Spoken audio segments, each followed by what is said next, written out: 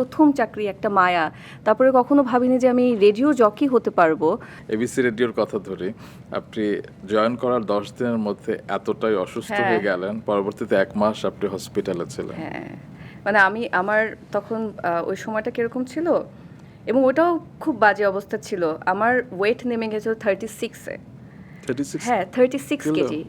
যে মানুষটার ওয়েট থাকে 48 to 50, তার ওজন নেমে গেল 36।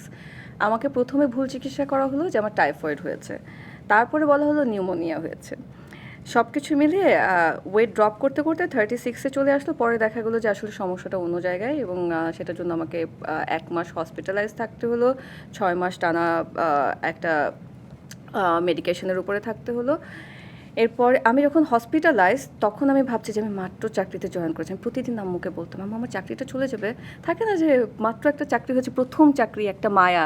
তারপরে কখনো ভাবিনি যে আমি রেডিও জকি হতে পারবো। ভাগ্যক্রমে আমার সেই সুযোগটা হয়েছে, সেই সুযোগটা আমি হারিয়ে ফেলছি কিনা, সেই সব কিছু আমাকে খুব ভাবাচ্ছিল মাথার ভিতরে। এত শরীর খারাপের ভিতরে আম্মু যখন দেখেছে যে আমি বারবার শুধু এটা নিয়ে বলছি, তখন আম্মুর ভিতরে যত নেতিবাচক ব্যাপার ছিল যে মিডিয়াতে আমি কেন কাজ করছি, সবই মনে হচ্ছে যে জানালা দিয়ে পালিয়ে গেল।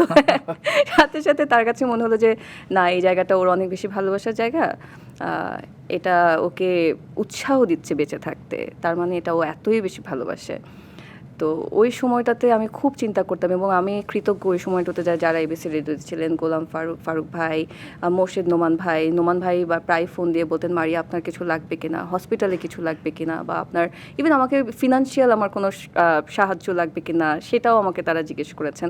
যদিও আমার কিছুই দরকার হয়নি, বাট আমাকে যে জিজ্ঞেস করেছেন, আমাকে যে মাত্র 10 দিনের একটা এমপ্লয়িকে তারা যে প্রাধান্যটুকু দিয়েছেন এবং বলেছেন যে আপনি একদমই চিন্তা করবেন না, আমরা আপনাকে ছাড়ছি না, আপনি থাকবেন আমাদের সাথে, আপনি সুস্থ হয়ে ফিরে আসেন, সেটা আমাকে অনেক বেশি শক্তি দিয়েছে। এবং আমি কৃতজ্ঞ যে তারা একজন নতুন চাকুরিজীবী, একজন নতুন কর্মী, তাদেরকে সেই সুযোগটা করে দিয়েছেন।